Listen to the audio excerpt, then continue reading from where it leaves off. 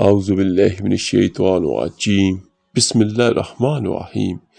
السلام علیکم ورحمۃ اللہ وبرکاتہ۔ میرے عزیز بھائیو بہنوں اور بچوں، حضرت ابو ہریرہ رضی اللہ تعالیٰ عنہ بیان کرتے ہیں، جس کا مفہوم کچھ یوں ہے کہ اللہ کے رسول صلی اللہ علیہ وآلہ وسلم نے فرمایا، بندہ جب تک کسی گناہ یا قطع رحمی کے بارے میں دعا نہ کرے تو اس کی دعا قبول ہوتی ہے، بشرطے کہ وہ جلد بازی نہ کرے۔ تو عرض کیا گیا، اے اللہ کے رسول صلی اللہ علیہ وآلہ وسلم، جلد بازی سے کیا مراد ہے؟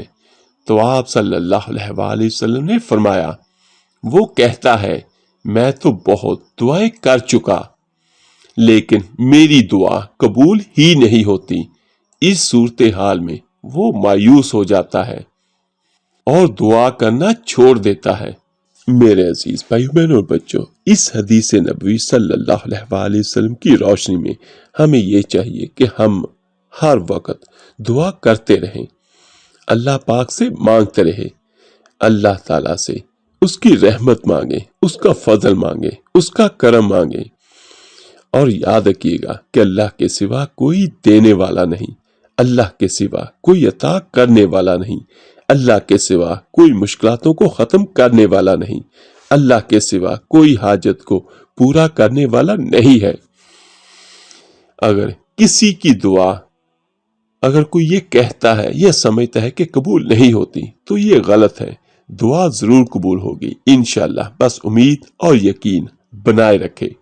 میرے عزیز بھائیو، حضرت انس رضی اللہ تعالی عنہ بیان کرتے ہیں کہ رسول اللہ صلی اللہ علیہ وآلہ وسلم نے فرمایا، تم میں سے ہر شخص کو اپنی تمام ضرورتیں اپنے رب سے مانگنی چاہیے، حتیٰ کہ جب اس کے جوتے کا تسمہ بھی ٹوٹ جائے، اس کے بارے میں بھی اسی سے سوال کرنا چاہیے، یعنی اللہ سے مانگنا چاہیے۔ حضرت ابو ہریرہ رضی اللہ تعالیٰ عنہ بیان کرتے ہیں، جس کا مفہوم کچھ یوں ہے کہ اللہ کے پیارے رسول صلی اللہ علیہ وآلہ وسلم نے ارشاد فرمایا، جس شخص کو پسند ہو کہ مشکلات و مصائب کے وقت اللہ تعالیٰ اس کی دعا قبول فرمائے تو پھر اسے چاہیے کہ وہ خوشحالی میں بھی کثرت سے دعائیں کرے۔